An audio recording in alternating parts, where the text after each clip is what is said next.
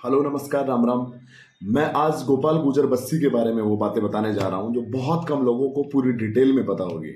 क्योंकि पुष्कर वाले कांड के बाद उसकी छवि को जिस तरीके से घुमाने की कोशिश की गई है कुछ सामाजिक नेताओं के द्वारा, जिस प्रकार से उसको टारगेट किया गया उस दिन पुष्कर के दिन भी, और उसके बाद जब मुकदमे दर्ज हुए।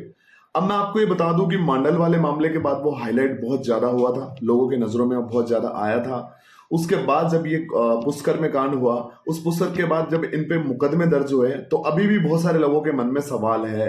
क्योंकि जैसा आपको मीडिया के थ्रू और जैसा आपको बताया जाता है वैसा ही अक्सर आप समझते हो। मैं बात करूंगा गोपाल गुजर बस्सी की। बस्सी कौन सा, बहुत से लोग कंफ्यूज हैं। जयपुर बस्सी की ये बात हो रही है। जयपुर बस्सी के गांव बूडला रजवास के अंदर एक छोटे से परिवार के अंदर, जिसका गोत्र परिवार तो बहुत बड़ा है लेकिन परिवार एक छोटा सा है, जिसमें 3 भाई हैं, जिनमें से एक भाई गोपाल गुजर बस्सी है। और उस पिता के ये तीनों लालों में से एक बड़े बड़े भाई है जो बिजनेस कर रहा है और साथ ही अपने परिवार को संभाल रहा है। एक छोटा भाई है, वो भी बिजनेस कर रहा है, वो भी अपने परिवार को संभाल रहा है। लेकिन एक एक बालक ऐसा है जिसमें बचपन से ही सामाजिक भावनाएं बहुत ज्यादा थी, और जिसे मैं बचपन से जानता हूँ। और मैं कैसे जानता हूँ, मैं आपको बता दूं कि ये मेरे मामा जी के परिवार से ही है और मेरे रिश्ते में मामा लगते हैं। हमें इस पूरे खानदान की मैं बात करूं तो इस खानदान के अंदर से हमेशा ही स्वयं जितने भी बालक हुए हैं अभी तक, वो सब के सब व्यापार की तरफ तेजी से बढ़ रहे हैं। लेकिन गोपाल गुजर बस्सी जब छोटी उम्र में ही स्कूलिंग टाइम से ही समाज सेवा की बहुत ज्यादा शिद्दत रखता था। जब चाइना के मोबाइल आए थे तो उस टाइम पे व्हाट्सएप लोगों को पता चला था। व्हाट्सएप के उस जमाने में उन्होंने एक ग्रुप बनाया जिसका नाम था गुजर घमासान। उस ग्रुप के अंदर उन्होंने सामाजिक तमाम नेताओं को जोड़ रखा था, और जो सामाजिक भावना रखने वाले जो बालक इनको मिल रहे थे उनको उसके टीम बनाकर ये साथ में उसमें जोड़ते जा रहे थे। लगातार ये टीम ऐसी बनती गई कि सामाजिक प्रोग्राम कहीं पर भी होता, आरक्षण संबंधित कहीं पे भी कोई चीज होती, तो ये खुद ट्रेवल करते, बसों से जाते, किसी के साथ जाते, लेकिन हर प्रोग्राम को अटेंड करना इनकी एक नेचर में ऐड हो चुका था। इनके लिए ना पढ़ाई महत्वपूर्ण थी ना कोई और चीज, इनके लिए समाज सबसे ज्यादा महत्वपूर्ण था। इन्होंने समाज को टाइम देने के लिए हमेशा, उस आरक्षण वाली टाइम को देने के लिए हमेशा ये कहीं से भी कैसे भी करके हर जगह पहुंच जाते थे। पहुंचते पहुंचते बाबा की नजरों में आने लगे और इन्होंने बाबा की सेवा करनी शुरू कर दी। चाहे कभी साथ में जा रहे हैं, कभी कंधा दे रहे हैं, कभी उनको खाने के लिए कोई चीज दे रहे हैं ले जाकर, कभी कुछ क्या कर रहे हैं, कभी उनकी जूतियां पहना रहे, कभी उनके साथ रह रहे हैं। ये तमाम चीजें जब गोपाल गुजर बस्सी और उसके 2 साथी और थे जो हमेशा इनके जबरदस्त तरीके से साथ में डटे रहे, जिनका नाम है एसपी बरियारा और पिंटू चेची सबाई माधोपुर। ये तिगड़ी ऐसी थी जो हमेशा हर जगह दिखाई देती थी। कहीं भी किसी भी सामाजिक प्रोग्राम में अगर जाओगे तो ये तीनों एक साथ देखने को मिलते थे। इनमें से 2 इनके साथी, एक तो शिव प्रकाश सत्य प्रकाश चावड़ी, जो कि एसपी बरियारा के नाम से फेमस है। वो चुनाव जीत चुके थे कॉलेज के, तो उनको पॉलिटिकल जगह मिल चुकी थी। और साथ ही इनके दूसरे साथी पिंटू चेची, जिनको सरपंच के चुनाव जीतने से उनको भी पॉलिटिकल जगह मिल चुकी थी। अब रहे गोपाल गुजर बस्सी, इन्होंने सीआर का चुनाव भी लड़ा, सब चीजें, डायरेक्टरी का चुनाव लड़ा इन्होंने, लेकिन तमाम चीजों के अंदर इनको पॉलिटिकल जगह तो कहीं मिली नहीं। क्योंकि समाज को जितना इन्होंने दिया, समाज ने इनको उतना नहीं दिया। और यह सत्यता है कि समाज को आप जितना दोगे उसका विपरीत आपको मिलेगा। क्या मिला आपको? आपने इतने साल भागा दौड़ी करी, इतने जो आज समाज के सर्वे सर्वा बन रहे हैं उनसे कई गुना ज्यादा मेहनत करी है समाज के नाम पर इस बंदे ने। लेकिन इनको समाज का रिवर्ट क्या मिल रहा है? रिवर्ट मिल रहा है इनको मुकदमा करके, इनको मन से दूर भगाया जा रहा है, वीआईपी जोन बोलकर उनको धक्के मुक्की किए जा रही है, और उसके बाद उसके मुकदमे दर्ज करवा दिए जाते हैं। ये तमाम चीजों में एक चीज बोलना चाहता हूं कि देखो, मैं इस चीज को बढ़ावा नहीं देता कि उत्तराधिकारी कौन है कौन नहीं है। मैं इन चीजों के बारे में बात नहीं करना चाहूंगा। मैं बात करना चाहूंगा मेहनत की और समाज ने क्या रिवर्ट दिया। तो मैं आपको ये और बता दूं कि गोपाल गुजर बस्सी एक ऐसा शख्स है जो हमेशा से कोई पैसा कमाने की दौड़ में नहीं भागा। इनके लगभग साथी बहुत होशियार थे, लेकिन ये सबसे सीधे रहे उनके अंदर से हमेशा। मेरा और जैसे पर्सनली मैं खुद का कॉन्फिडेंसली ये चीज बता दूं कि मेरे और उसके बीच में कोई वाद विवाद नहीं है, कोई भी चीज को लेकर हमारे बीच में नहीं है। लेकिन उनके साथ रहने वाले लोगों में और जैसे बहुत सारे मेरे को जानने वाले लोगों के बीच में हमेशा होता रहता है। ये तमाम चीजें समाज के हर एक शख्स के बीच में कहीं ना कहीं गलतफहमियां पैदा करती है।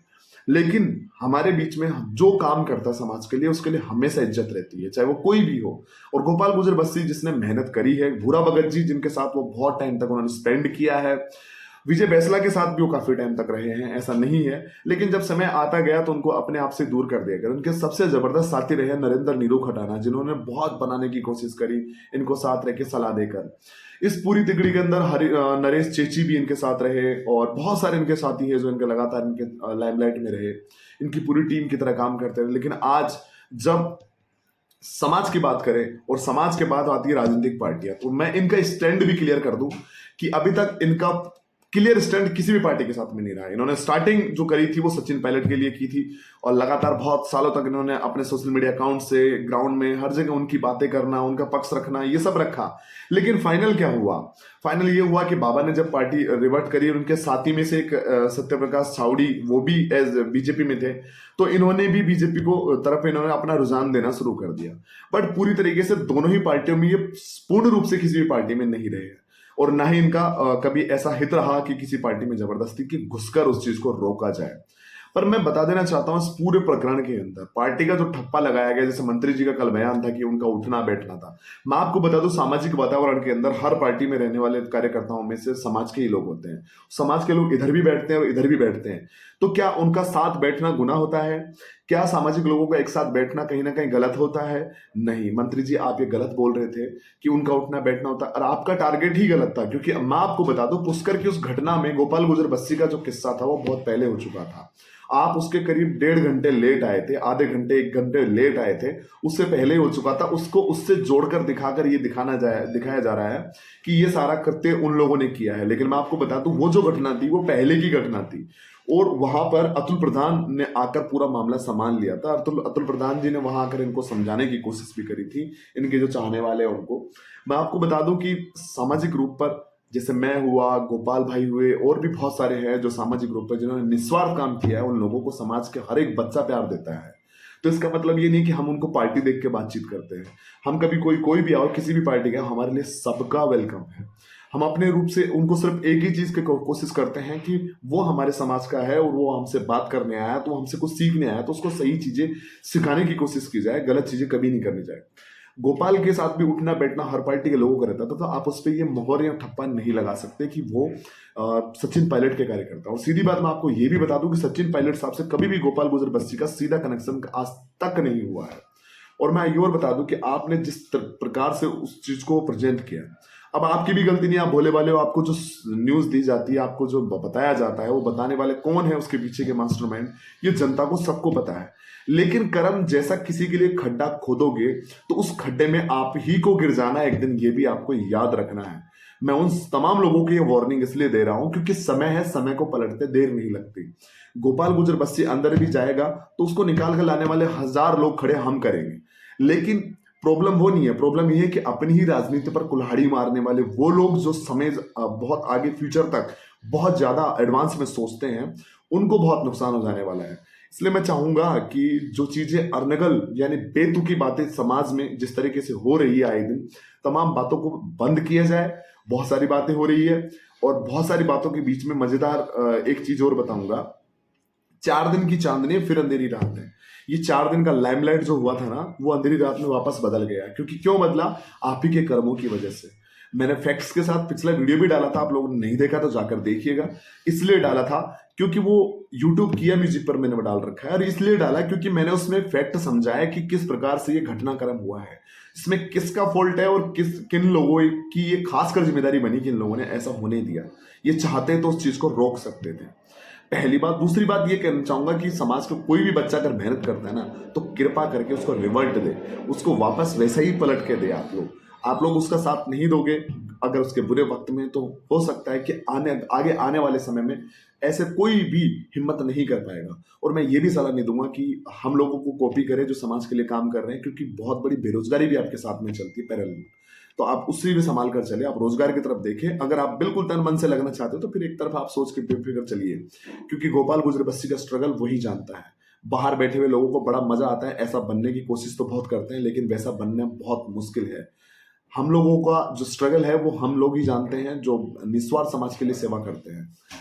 लेकिन हमें क्या मिलता है? रिवर्ट में लोगों का इल्जाम मिलते हैं, थोपे जाते हैं, केस मुकदमे मिलते हैं, या फिर ऐसी चीजें मिलती हैं।